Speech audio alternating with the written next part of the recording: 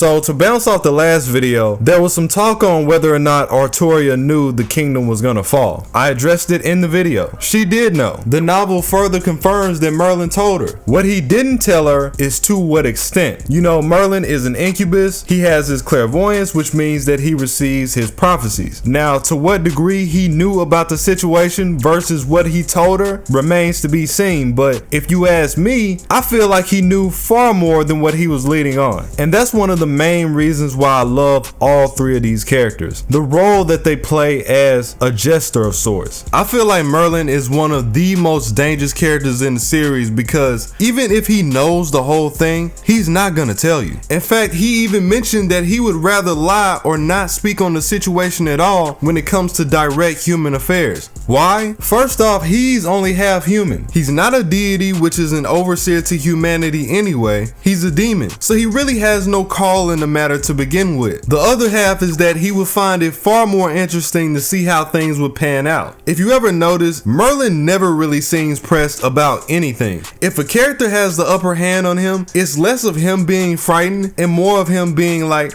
oh, I guess you got me. Like he doesn't even care because he already knows how it's going down. Back in Fate Zero, a core part of molding Kirei's character was Gilgamesh playing the sidelines and allowing him to form his own opinions without the interference of mankind. He basically told Kirei to live like a king, like himself, a tyrant. Do what you want to do. The world is your opera. People are gonna say this and say that and try to get you to fall in line. And honestly, they're boring anyway, so who cares what they think? It's about getting dangerous out here. Nobody's out here making progression standing in the same place. Now, the interesting thing about Shakespeare is that he's not a deity or a demon. He doesn't have clairvoyance like the other two, but he is a storyteller. So in that vein, he becomes the god of his own story, putting him on that same level. As a writer, he too is looking for the most interesting outcome, which usually just so happens to be a tragedy, something that he's known for writing. There was a point in the story where Amakusa literally had to bind him with command spells because Shakespeare was about to flip the script for his own entertainment. It's very ironic considering that it turned into a tragedy anyway. I mean, Sig being the winner, it doesn't get any more tragic than that. But the idea was, at the time, Amakusa was on his way to victory. You know, it's funny. In the past, we talked about how Gilgamesh wanted to recreate the flood from the Testament, and in Prisma Ilia, we got a direct answer to this when Darius flooded the entire timeline,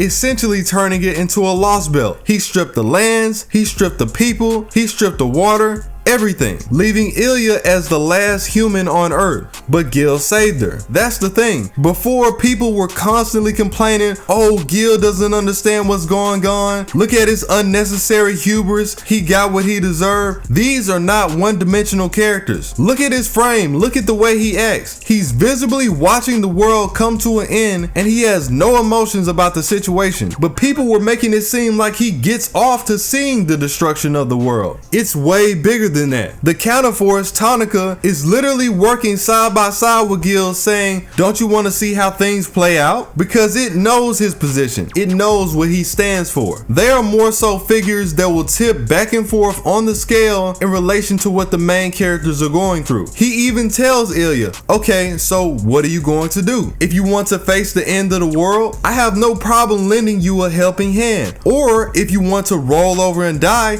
I also have no problem finishing you off. One thing about these characters is that they make excellent mediators. They will not hesitate to step back from the situation. Look at the way that he treated Tokiomi by comparison. Tokiomi is a character that chose to roll over. He hid in the basement the whole time, so when he ran over to Gil asking for help, I don't have anything for you. I'm just gonna finish you off. That's what you wanted, right? On the flip side, if you look at the brief interaction that he had with Waver after his fight with Iskander, he could have easily ended Waver right there on the bridge. There was nothing there in the way to stop him. But he said, you know what? Out of the respect for him and Iskander, I'ma let it rock, and backed away. As a jester, there are people that are constantly hiding things. Back in Babylonia, when Merlin's avatar got destroyed, he says, oh, that's fine, and just runs over into the singularity through a loophole. I can do that, by the way. What? That's what I mean. Countless times you have folk get on to Merlin for his lack of involvement. Later on in the story, he says, fine, I'll tell you one thing about me, and I really don't want to tell you that because peeling back the layers for him is out of character. The type of roles that they play operate wholly on mystique. So we asked him, why does he serve Gil? And he says that they are very much alike. If anything that I said before didn't convince you, he said himself that they are similar. And he goes on to talk about pretty much everything that I mentioned before. How they both like humans, how they both technically feel the same way towards humanity, and how they both want to see the end of mankind. But they want to see a happy ending. They may not get there using the same methods, but they want to see it from their perspective. Shakespeare, he makes his role most apparent by the fact that he makes others look inward while he hardly makes himself the point of focus at all. I can't count how many times I've seen somebody say, why is he there? Why is he there? What does he even do? If you look at Apocrypha, it shows you. When he threw Joan into his first folio phantasm and it revealed the truth on Gilles de Rais. In the adaptation, this was drastically toned down. He showed her all the atrocities that he was committing just to break her spirit, which is a huge thing for her development because it also tones down what she actually went through. This is where the conviction of the character plays the biggest role in their interaction with the jester. Again, and Shakespeare mentioned this too,